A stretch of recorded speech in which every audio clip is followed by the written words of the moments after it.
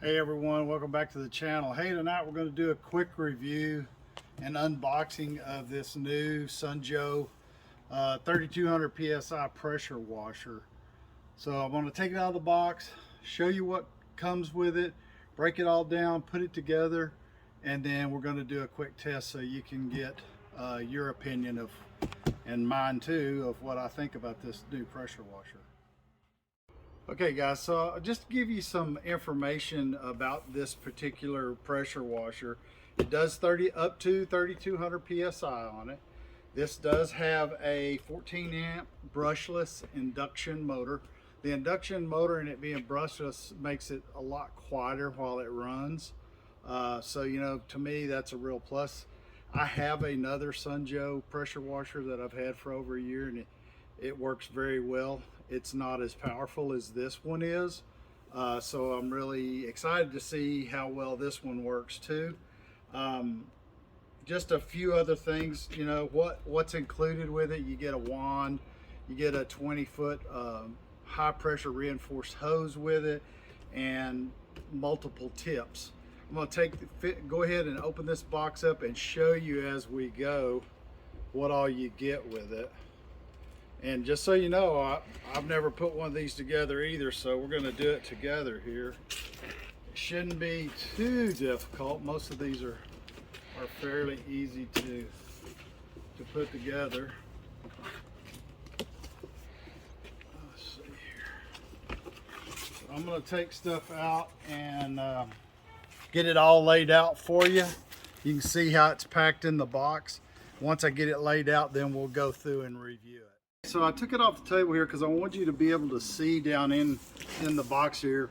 This thing's pretty heavy. It weighs about 50 pounds. So I'm going to go ahead and just lay the box open here with my knife so that we can kind of lay it all out. You can see I've taken some of the pieces out, and it comes packed fairly well with some cardboard reinforcement. I'm just going to lay the pieces out here as we take it apart. Okay, so then we've got the tips, the wand. This does come with a 35-foot GFCI extension cord, so that's really good. Let's go ahead and take the plastic off. It has a 1-gallon solution tank that comes with it. Looks like it's still connected down there somewhat. Looks like some instructions and registration. Just so you know too, this particular unit comes with a 2-year warranty. And right now, if you were to purchase one at the Home Depot or so, you could, the minute you register it, they give you an additional 90 days of warranty. So you could basically end up with 2 years, 3 months worth of warranty, which is pretty good. Now I'm really surprised, this thing's heavy. Like I said, it weighs nearly 50 pounds and I don't even have it all put together yet. Let me turn it upside down here. Get the plastic cut off of it. There we go. Looks like right there's where the wheels go. And there's one. And here's the other. So I'm gonna see if we can get the wheels on first. Looks like there might be some pin or a cotter key. Let me look here. Yep, right here. So it does come with all the parts. You just have to make sure you're laying them out that you don't. You can see there's the bolts and the little keys in a Ziploc bag. So see if I can get that open. All right. I'm gonna get the washers out here and the keys, and we'll put the wheels on this thing. Okay, so like I said, install the wheels here. It just slides right in. Take one of these flat washers, put it on the back side, with a cotter key like so. Push, and that's easy breezy. We're going to do the other side. Slide it in the frame. Put a washer on the inside. Line up the hole. Use your cotter key, pin, and clip that into place. And once you get that in place, we're going to flip it over and put the tank and the handles on it. So that gets it up on wheels, and we'll go from there. We've got to get the rest of it mounted. I'm going to put these on, which looks pretty simple. Here's the handle. Oh, nice foam grip on it. And these just slide over. And as you can see here on the sides, they've got just like a little button. Just push it in on each side and it lines right up, and you've got your handle on. Now you can move that. Okay guys, so this part here is the part that holds all your tips.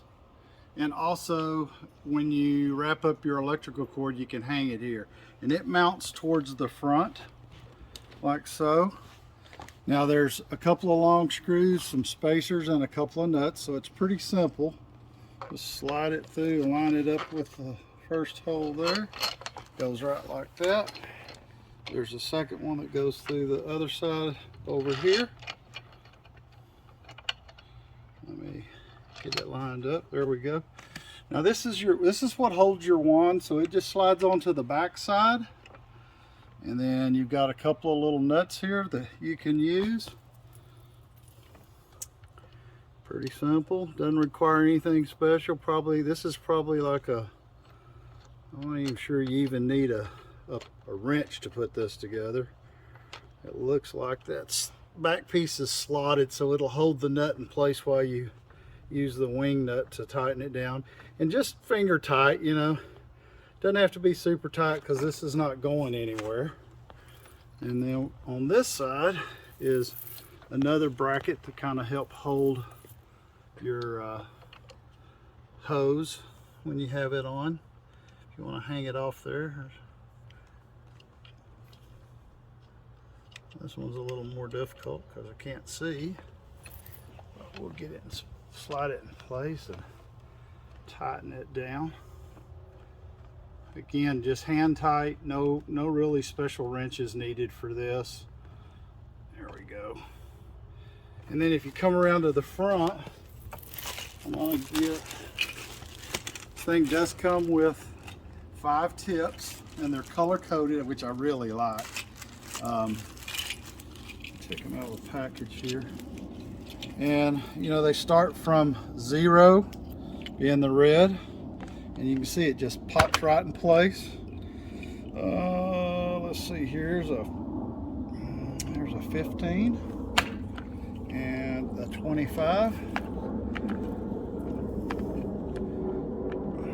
Well, that one going is easy. There we go, 25, a 40.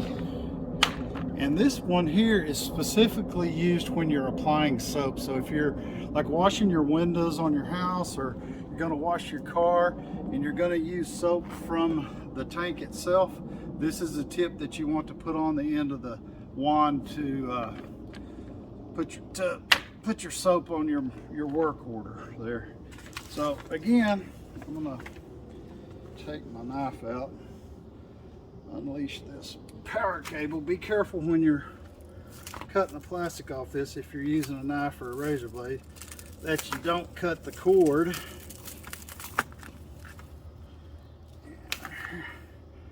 I wanted to show you what this little piece back here was for, so you can wrap up your cord and you got something to hang it on. That's pretty nifty. As far as the tank goes, I want to show you you've got a couple of screws that are already built in part of the tubing here, and all this does is just slides right on top and stops. There's your fill and your siphon hose. Goes from there.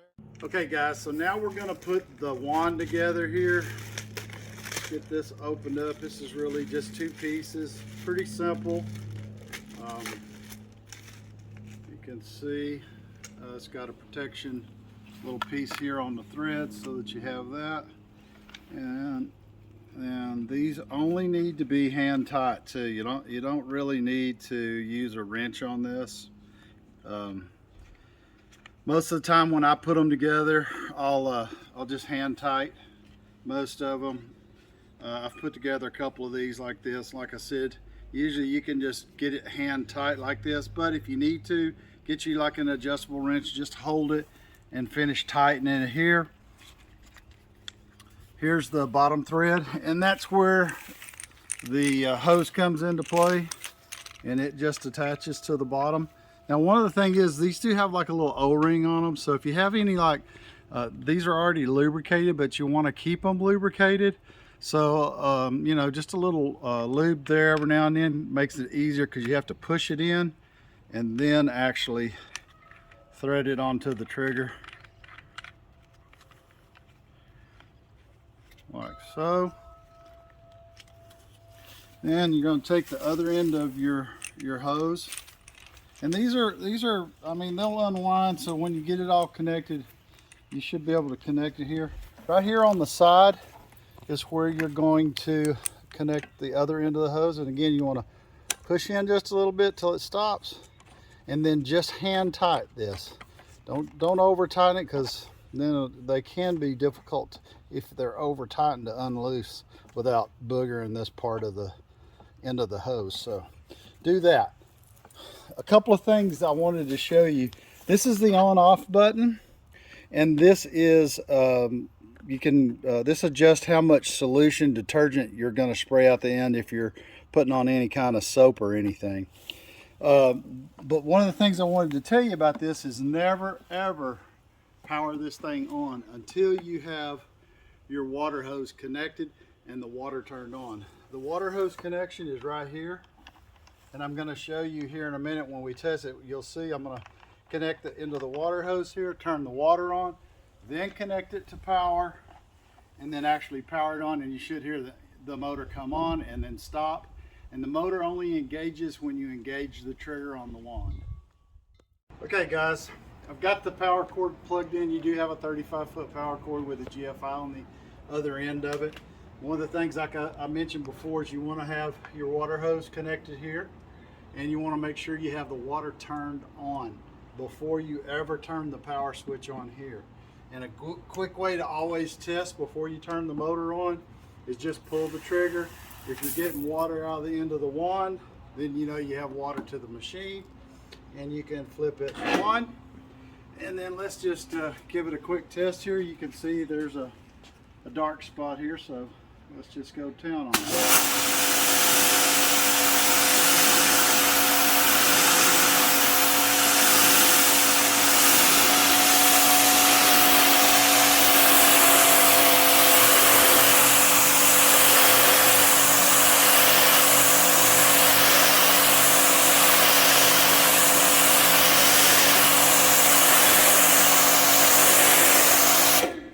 Okay guys, so as you can see, it does a really good job there.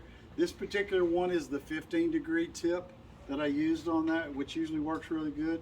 If you have something that's really tough, you can use the 0 tip. Will give you more of a straight stream on it. However, what I found using that one is you have a tendency to etch the concrete pretty bad. So usually I only use those if I just have like a small area that I want to, you know, that's being tough and I want to clean on.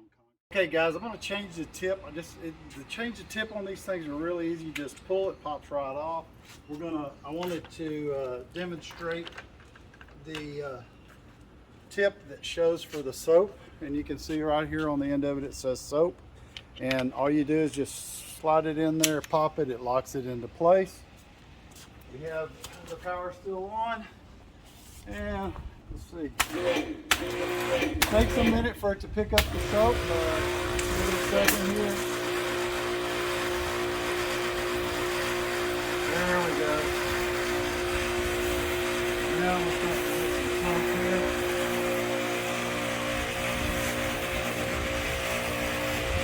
And just so you understand that this is not a foam cannon, but you can use it to get soap on your truck or car if you're going to wash it.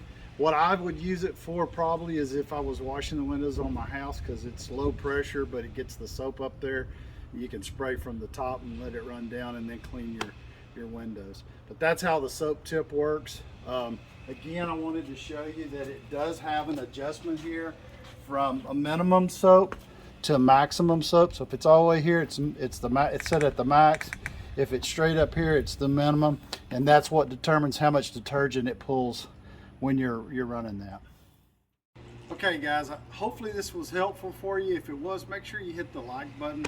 Really helps get the video out so that YouTube shares it with everyone.